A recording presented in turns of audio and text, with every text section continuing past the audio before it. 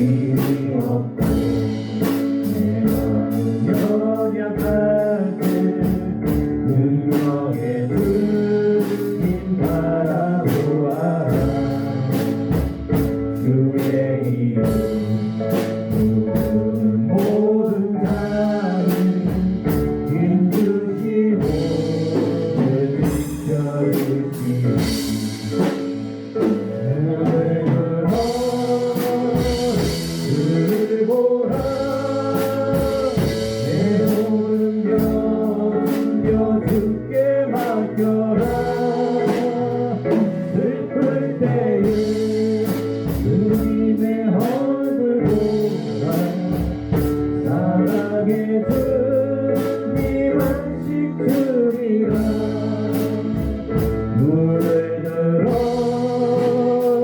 주를 보라. 내 모든 염려 주께 맡겨라. 슬플 때에 주님의 얼굴 보라. 사랑의 주님 안식 주리라.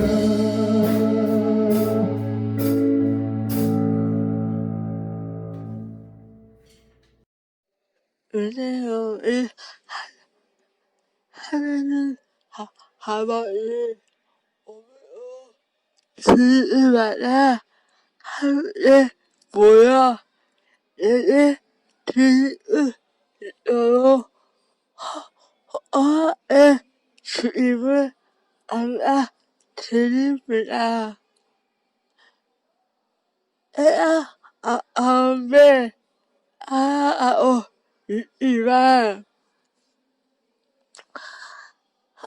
하나님의 내 안에요. 하나님을 하고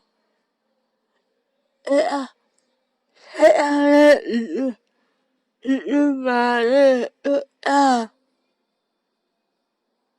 살아왔음을 오해합니다. 하나 사랑에 안하고 어머니 아는 믿음의 자녀 제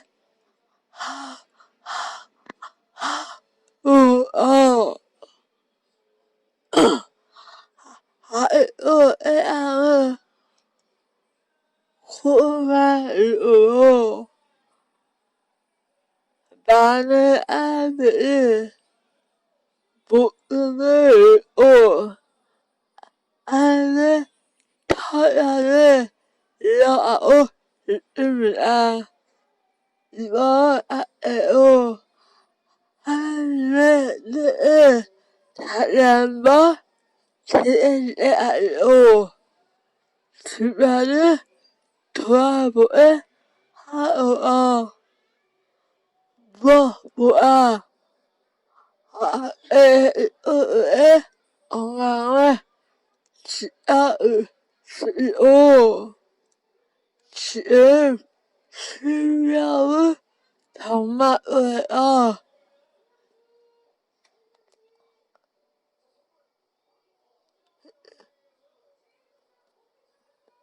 정말 이렇게 싸우고 있는 반응이 없는데 하나님께서 친히 함께 하려 마음의 평화 입을 주시고 하루이 치유되는 은혜의 화에 주셔서 말씀을 어머니를 못하는 대로 연루 안에 안가람을 화하여 전하는 말씀들이 능력의 말씀들이 제하리오 지음의 미안하고 잘 이해했는데 나중에 될때 하고 이보아 우유 레은이 이름으로 감사히 이어드립니다. 아멘.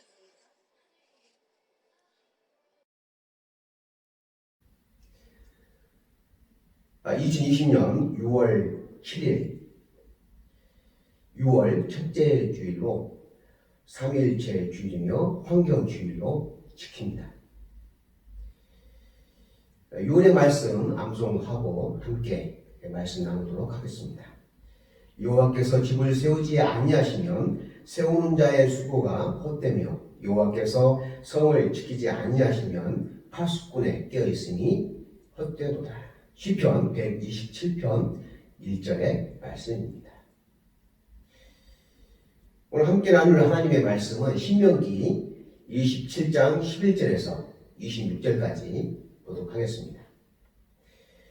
모세가 그날 백성에게 명령하여 이르되 너희가 요단을 건넌 후에 시몬과 레위와 유다와 이스라엘과 요셉과 베냐민은 백성을 축복하기 위하여 그리심산에 서고 루벤과 갓과 아셀과 스불론과 단과 납달리는 저주하기 위하여 에발산에 서고 레위 사람은 큰 소리로 이스라엘 모든 사람에게 말하여 이르기를 장색의 손으로 조각하였거나 부어 만든 우상은 여호와께 가증하니 그것을 만들어 은밀히 세우는 자는 저주를 받을 것이라 할 것이요 모든 백성은 응답하여 말하되 아멘 할지니라. 그의 부모를 경홀히 여기는 자는 저주를 받을 것이라 할 것이요 모든 백성은 아멘 할지니라. 그의 이웃의 경계표를 옮기는 자는 저주를 받을 것이라 할 것이요 모든 백성은 아멘 할지니라. 맹인에게 길을 잃게 하는 자는 저주를 받을 것이라 할 것이요 모든 백성은 아멘 할지니라. 객이나 고아나 과부의 송사를 억울하게 하는 자는 저주를 받을 것이라 할 것이요 모든 백성은 아멘 할지니라. 그의 아버지의 아내와 동침하는 자는 그의 아버지의 하체를 드러냈으니 저주를 받을 것이라 모든 백성은 아멘 할지니라.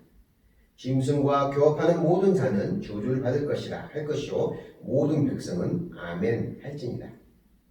그의 자매 곧 그의 아버지의 딸이나 어머니의 딸과 동침하는 자는 저주를 받을 것이라 할 것이요 모든 백성은 아멘 할지니라. 장모와 동침하는 자는 저주를 받을 것이라 할 것이요 모든 백성은 아멘 할지니라. 그의 이웃을 암살하는 자는 저주를 받을 것이라 할 것이요 모든 백성은 아멘 할지니라. 무죄한 자를 죽이려고 뇌물을 받는 자는 저주를 받을 것이라 할 것이요 모든 백성은 아멘 할지니라. 이 율법의 말씀을 실행하지 아니하는 자는 저주를 받을 것이라 할 것이요 모든 백성은 아멘 할지니라. 12절에서 너희가 요단을 건넌 후에 라고 말씀하시는 의미는 요단을 건너 가나안에 들어가서는 너희가 하나님의 백성으로 온전히 거듭난 생활, 거룩한 백성으로서 살아갈 것을 말씀하고 있습니다. 요단을 건너기 전에는 너희가 세상의 흐름에 휩쓸려 지하 가운데 살았지만 요단을 건넌 후에는 이전의 삶을 모두 청산하고 새로운 삶을 살아갈 것을 권면하고 있습니다. 오늘 본문은 가나안에 정착하기 전 축복과 저주에 대해서 언급하는데 하나님의 말씀에 순종하고 명령을 지켜 행하면 축복이 주어지고 불순종하고 거역하며 하나님의 마음을 아프게 하는 자는 저주를 내리겠다고 하는 선언은 구약의 곳곳에서 하나님께서 강조하시는 내용입니다. 축복을 선포하기 위해서 그리심산에 선 지파는 레아와 라헬의 아들들로 구성되었고 저주를 선포하기 위해서 에발산에 선 지파는 장자권을 상실한 루벤과 레아의 막내 아들 스불론 그리고 레아와 라헬의 여종들의 아들들로 구성되었습니다. 축복을 선포한 그리심산은 항상 햇볕이 비치고 물이 풍부해서 많은 열매와 울창한 숲이 조성되었고, 반면 저주를 선포한 에발산은 늘 그늘이 지고 햇볕이 들지 않아서 숲이 형성되지 않고 돌산으로 이루어졌습니다. 마치 의도적이고 각본에 짜여진 듯한 이 배치를 하지 않았나 의심이 들만한데요. 그런데 문제는 축복을 선포한 지파에게는 축복이 주어지고 저주를 선포한 지파에게는 저주가 내려진다는 뜻이 아니라, 축복과 저주는 모든 이스라엘 백성에게 해당된다는 것입니다. 어느 특정 지파에게만 적용되는 것이 아니라 모두에게 적용됩니다. 하나님의 말씀에 순종하면 축복이 주어지고 말씀에 불순종하면 저주가 임한다는 아주 지극히 당연하고 상식적인 선포입니다. 오늘 본문 27장에서는 축복은 생략되고 저주의 선포만을 기록하고 있습니다. 과거 시내산에서 받은 율법을 근거로 12개의 조항이 만들어졌으며, 가나안에 들어가 정착해서 살아갈 때 하나님의 백성으로서 어떻게 하면 죄를 멀리하고 거룩한 백성으로 거듭난 삶을 살 것인가에 초점이 맞춰져 있습니다. 또한 가나안에서의 풍습에서 찾아볼 수 있는 타락의 근거들을 중심으로 정해졌습니다. 그러면 한번 볼까요? 첫째, 나와 내가 속한 가정에 대해서 언급하고 있습니다. 부모를 경홀히 여기는 자, 아버지의 아내와 동침하는 자, 아버지의 딸이나 어머니의 딸과 동침하는 자, 장모와 동침하는 자, 짐승과 교합하는 자. 참으로 입에 담기도 민망하고 추악한 성적 타락이 적나라하게 묘사되어 있습니다. 왜 하나님은 이런 민망한 사실들을 언급하실까요? 하나님은 죄에 대해서 그냥 두리뭉실하게 대충 덮고 넘어가시는 분이 아닙니다. 세세한 부분까지 지적하시며 성적으로 문란한 근친상간에 대해서 엄하게 경고하시고 징계하시는 하나님이십니다. 태폐적이고 타락한 문화와 풍습에 물들지 말라는 경고의 말씀이기도 합니다. 이때 당시 가나안 땅이 얼마나 악하고 죄악이 가득한 곳이었는지 잘 알 수 있는 내용입니다. 그래서 하나님께서 가나안 땅에 들어갈 때 그곳에 사는 토착민들, 원주민들, 어린 아이와 어른들 할 것 없이 가축까지도 모조리 다 전멸시키라고 명하고 계십니다. 가나안 땅에서 버젓이 행해지고 있는 이러한 악한 풍습과 환경에 함께 젖어 있다 보면 나도 모르게 물들게 마련이라는 것을 누구보다도 하나님은 잘 아시기 때문에 철저하게 차단하신 것입니다. 그만큼 내가 몸담고 있는 주변 환경이 나에게 주는 영향이 얼마나 큰지, 내 삶을 지배하고 이끌어간다고 하는 것을 잘 나타내고 있습니다.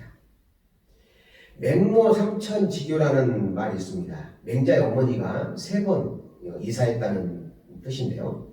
맹자가 어렸을 때 근처에 묘지가 있는 마을에서 살았습니다. 그런데 맹자가 친구들과 놀면서 장사 지내는 놀이, 시체 놀이를 하면서 놀았습니다. 이것을 본 어머니는 안 되겠다 싶어서 시장 근처로 이사를 했습니다. 그랬더니 맹자가 물건을 사고 파는 놀이를 하면서 아이들과 놀았습니다. 맹자의 어머니는 안 되겠다 싶어서 또다시 이사를 했습니다.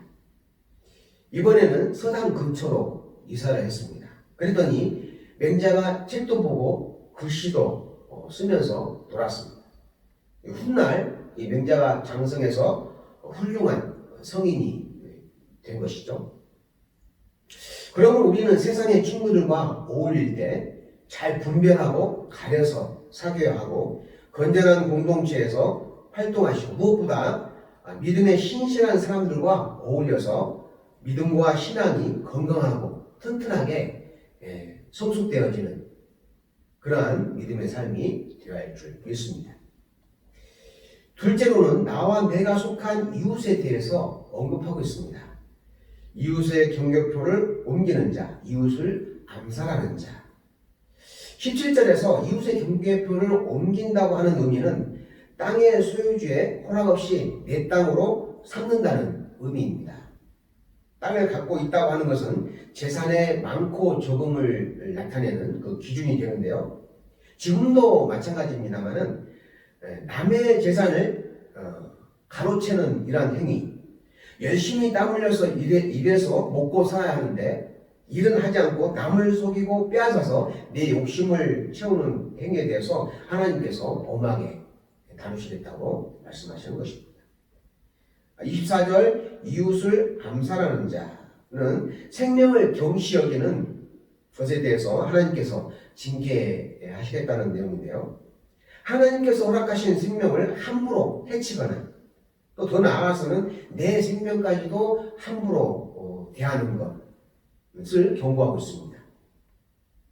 그런 의미에서 자살을 하는 것은 하나님께서 허락하신 내 생명을 내 마음대로 결정하는 것에 대해서 하나님께 죄를 짓는 것이 되는 것입니다. 내 생명은 나의 것이 아닌 하나님의 것이라고 하는 생각을 해야 합니다. 그래서 하나님의 것인 나의 생명을 잘 관리하고 보존하는 것 참으로 중요합니다. 야고보서 2장 8절에서는 내 이웃 사랑하기를 내 몸과 같이 사랑하라 라고 하는 법을 최고의 법이라고 말씀하고 있습니다. 17절과 24절에서 언급한 이웃의 재산을 탐내는 자와 이웃의 생명을 해치는 자는 이웃 사랑의 정면으로 배치되는 그러한 행위가 되는 것이죠. 셋째는 나와 이웃 그리고 지역사회에 대해서 언급하고 있습니다. 맹인에게 길을 잃게 하는 자, 객이나 고아나 과부의 송사를 억울하게 하는 자, 무죄한 자를 죽이려고 뇌물을 받는 자. 18절에 맹인에게 길을 잃게 하는 자에 대해서 말씀하고 계십니다. 비슷한 내용이 레위기 9장 14절에서 언급하고 있습니다. 맹인 앞에 장애물을 놓지 말고 라고 말씀하시며 시각장애인을 놀리거나 괴롭히는 일에 대해서 경고하고 있습니다. 단지 시각장애인 뿐이겠습니까? 구약시대에는 장애인이 된 것이 마치 죄를 지어서 그 죄의 대가로 장애인이 된 것으로 오해를 했습니다. 그래서 장애인이 지나가면 돌을 던지거나 놀리거나 시각장애인의 경우에는 지나가는 길 앞에 장애물을 놓아서 걸려 넘어지게 하는 그렇게 괴롭히는 일들이 허다했습니다. 지금도 그런가요? 지금 그렇지 않죠? 내가 장애를 가지고 싶어서 장애인이 된 사람은 아마 한 명도 없을 것입니다. 더군다나 내 부모가 죄를 지어서 그 죄의 대가로 내가 장애인이 된 건 더더욱 아닙니다. 이 부분에서 예수님은 명확하게 밝히고 있습니다. 요한복음 9장에는 날 때부터 시각장애를 가지고 태어난 사람이 있었습니다. 제자들이 예수님에게 이 사람이 시각장애를 갖게 된 건 누구의 죄 때문입니까? 하고 장애를 가지고 있는 게 마치 죄를 지어서 장애를 갖는 걸로 이 제자들도 생각을 하고 있었습니다. 이에 예수님은 요한복음 9장 3절에서 이 사람이 시각장애를 가지게 된 것은 이 사람의 죄나 이 사람의 부모의 죄 때문에 갖게 된 게 아니고 이 시각장애인을 통해서 하나님께서 일을 하시려고 한다고 말씀하고 있습니다. 내가 장애를 가지게 된 것이 무엇 때문이라고 말씀하고 있나요? 예수님께서는 하나님께서 일하시려고 장애를 주셨다고 말씀하셨습니다. 그러므로 장애를 가진 우리는 분명한 목적이 있어야 합니다. 그것은 나를 통해서 하나님께서 일을 하신다는 것입니다. 하나님의 일을 하시는 데 있어서 나를 사용하신다는 것입니다. 긍지와 자부심을 가지시기 바랍니다. 그러므로 내가 하나님을 위해서 할 수 있는 일이 무엇일까? 내가 어떻게 하면 하나님의 기쁨이 될까? 이런 것을 늘 고민하시고 하나님께 쓰임받기를 노력하시는 여러분 되시기 바랍니다. 19절에서 객이나 고아나 과부의 송사를 억울하게 하는 자, 이 부분에 대해서는 성경 곳곳에서 자주 언급하고 있는 내용입니다. 사회적 약자에 대해서 배려하시는 하나님이신 것을 잘 알 수 있습니다. 객이나 고아 그리고 과부는 어느 누구에게 도움을 구하거나 의지할 곳이 없는 불쌍한 사람들입니다. 이들을 억울하게 하지 말라는 것입니다. 25절에서 무죄한 자를 죽이려고 뇌물을 받는 자에 대해서 언급합니다. 뇌물을 받고 나와는 아무 연고도 없는 사람의 생명을 해치는 행위를 일삼는 것인데, 하나님께서 주신 귀한 생명이 물질보다 더 못한 상황에 놓이게 하는 것입니다. 오늘날의 현실을 그대로 반영하는 조항이기도 하죠. 부모의 유산을 더 많이 차지하려고 형제들 간에 서로 다투고 싸우는 장면들을 매스컴이나 주변에서 심심찮게 발견합니다. 얼마 전에 김대중 전 대통령의 두 아들들이 아버님의 재산을 서로 더 많이 갖겠다고 하는 그러한 싸움이 매스컴에도 소개되었습니다. 법정 싸움까지 나아가는 그러한 안타까운 사연이 소개되었는데요. 이런 일들은 참으로 사람의 인품이 훌륭하고 뛰어나다고 해도 그 영향이 자식들에게까지 미치지 못하고, 오히려 자식들은 그 아버지의 얼마 되지 않는 그 유산을 좀 더 서로 많이 가지려고 하는 그런 욕심, 참으로 안타깝습니다. 물질 만능주의 시대를 살아가는 우리들의 삶 속에서 얼마나 바르고 정직한 믿음과 신앙을 지켜내며 살 것인가 하는 것은 우리에게 주어진 과제이기도 합니다. 넷째는 나와 하나님과의 관계에 대해서 언급하고 있습니다. 손으로 조각 부어 만든 우상은 여호와께 가증한 것, 또 율법의 말씀을 실행하지 아니하는 자에 대해서 언급합니다. 십계명의 첫 번째에 해당하는 우상 숭배 문제에 대해서 다루고 있죠. 하나님의 눈에 띄면 책망을 받을 게 뻔하니까 은밀하게 소리 소문 없이 행하는 우상 숭배를 지적하고 있습니다. 하지만 하나님의 눈을 피할 수는 있나요? 우리는 가끔 살아가면서 이런 은밀한 행위들을 많이 합니다. 하나님이 아닌 다른 뭔가를 의지하기 위해서 우상을 만들어 놓고 그 우상을 쫓아갑니다. 사람들은 눈에 보여져야 하고 손에 잡혀야 마음이 놓이고 안심을 합니다. 눈에 보이지 않으면 사람들은 불안해하고 불편해하죠. 출애굽기 32장을 보면 애굽을 벗어나 가나안으로 가던 이스라엘 백성이 시내산에서 우상 숭배를 보란듯이 행합니다. 이들은 이 행위가 당연하고 지극히 자연스러운 행동으로 여겼습니다. 금붙이들을 거두어서 녹이고 이걸 가지고 커다란 금송아지를 만들고 이렇게 외칩니다. 출애굽기 32장 4절에서 그들이 말하되 이스라엘아 이는 너희를 애굽 땅에서 인도하여 낸 너희의 신이로다 하는지라. 너희의 신이로다. 다시 말하면 이 금송아지 신이 바로 하나님이시라는 것입니다. 하나님의 입장에서는 얼마나 놀라고 황당한 일이겠습니까?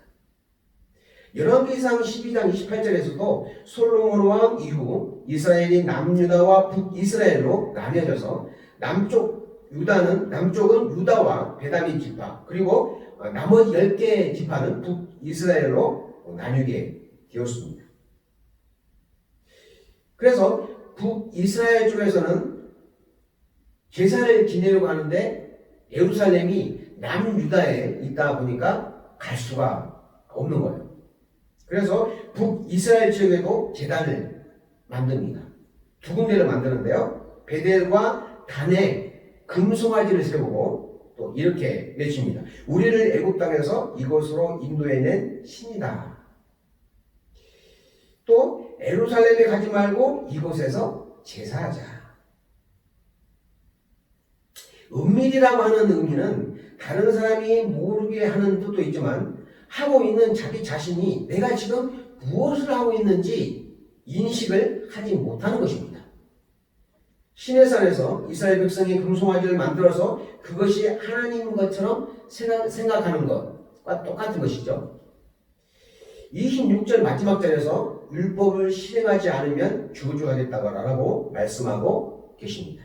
단순히 하나님의 말씀을 아는 것으로 끝나지 않고 알고 있는 하나님의 말씀을 지켜 행하라고 하는 것입니다. 야고보서 2장 26절에서 영혼이 없는 몸이 죽은 것 같이 행함이 없는 믿음은 죽은 것이라 라고 말씀하고 있습니다. 왜 축복이 아닌 저주를 선포하셨을까요? 사람들은 저주보다는 축복의 말씀을 더 듣고 싶어하고 축복을 받기 위해서 노력하고 애를 씁니다. 하지만 하나님께서 축복보다는 저주를 먼저 언급하신 이유는 간단합니다. 하나님의 사랑으로 온전하게 하며 모든 선한 일을 행할 수 있는 능력을 갖추게 하기 위해서입니다. 하나님께서 축복을 주기 싫어서 안 주는 것이 아닙니다. 죄의 길에 나가지 않으려고 애쓰고 힘쓰다 보면 축복은 자연스럽게 주어지는 것이기 때문에 굳이 축복을 받기 위해서 부단하게 노력을 하지 않아도 됩니다. 다시 말하면 죄의 길에 서지 않는 것, 이것이 곧 축복입니다. 그러므로 하나님께서 말씀하시는 축복의 선포뿐만 아니라 저주의 선포도 마음에 새기시고 행동으로 옮겨서 하나님께 인정받고 쓰임받는 하나님의 백성들, 우리 아가페 식구들 다 되시기를 간절히 바랍니다. 기도하겠습니다. 하나님 아버지, 축복의 선포에 앞서 저주를 먼저 선포하신 하나님의 마음을 우리가 잘 헤아려서 마음에 새기게 하시고 실천하게 하여 주시옵소서. 죄악된 사회 환경 속에서 우리가 바르고 정직한 신앙생활을 하기에는 우리의 믿음의 분량이 너무 적고 보잘것없음을 고백합니다. 저희들을 다스려 주시고 죄악된 길에서 벗어나 의와 진리의 길로 나아가도록 인도하여 주시옵소서. 은연중에 하나님 아버지의 마음을 아프게 하면서도 그런 상황을 전혀 인식하지 못하는 우둔하고 무지한 삶에서 벗어나게 하시고 하나님께서 주시는 지혜로 이 어지럽고 혼란스러운 오늘의 현실을 이겨내고 믿음의 바른 길을 걸어가게 하여 주시옵소서. 예수님의 이름으로 기도하옵나이다. 아멘.